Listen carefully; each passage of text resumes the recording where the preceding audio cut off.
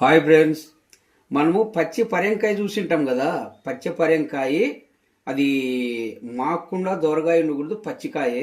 దాన్ని తీసుకొని మనము పాలు కారేదే జూరుకొని నీట్గా దాన్ని బాగా నీట్గా 2-3 రోజులు కడిగేసి కట్ చేసిన తర్వాత విత్తనాలు ఉంటే తీసేసి మనం ఇట్లా ముక్కలు చేసుకుంటే, ఉర్లగడ్డ మనం ఎట్లా చేసుకుంటాము ఆ విధంగా చిన్న ముక్కలు చేసుకోవచ్చు, లేదా తురుముకొనైనా మనం ముల్లంగడ్డ ఫ్రై ఎట్లా చేసుకున్నాం ఆ విధంగానే చేసుకోవచ్చు.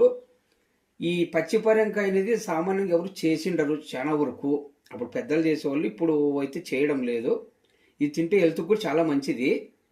ఇందులోకి ఏమేమి వేయాలంటే, ఇది వచ్చేసి పచ్చిపరంకాయ, ఇది ఉల్లిగడ్డ, టమోటా, తర్వాత మసాలా ఐటమ్ ఏమి కొబ్బరి, తెలవాయి, తర్వాత వచ్చేసి చెక్క, లవంగాలు, కొత్తిమీర, ఇవన్నీ వేసి బాగా మిక్సీకి ఆడించుకోవాలి. ఇవన్నీ ఇలా వేసిన దీంట్లో ఇలా వేసి ఆడించుకోవాలి.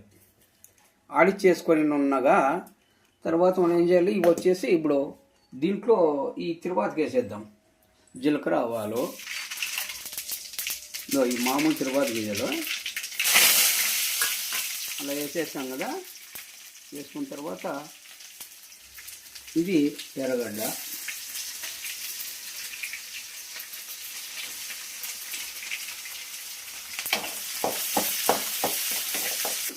తర్వాత ఈ పచ్చిపరంకాయ అనేది ముక్కలు వేసేద్దాము.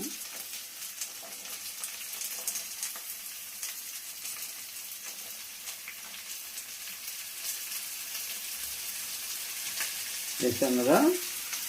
ఇప్పుడు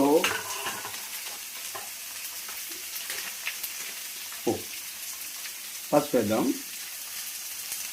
పసుపు వేసేసామా, తర్వాత సాల్ట్ వేద్దాం.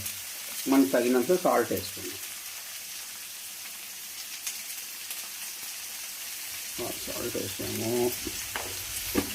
వేసిన తర్వాత బాగా దీన్ని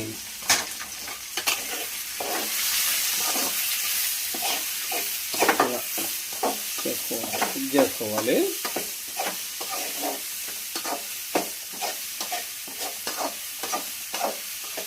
అంటే సోర్స్ అయితే మన ఉర్లగడ్డ పళ్ళెం ఉన్నట్టుంది కదా, ఉడికించాలి. నీళ్ళు వేసి ఉడికించాలి దీన్ని బాగా.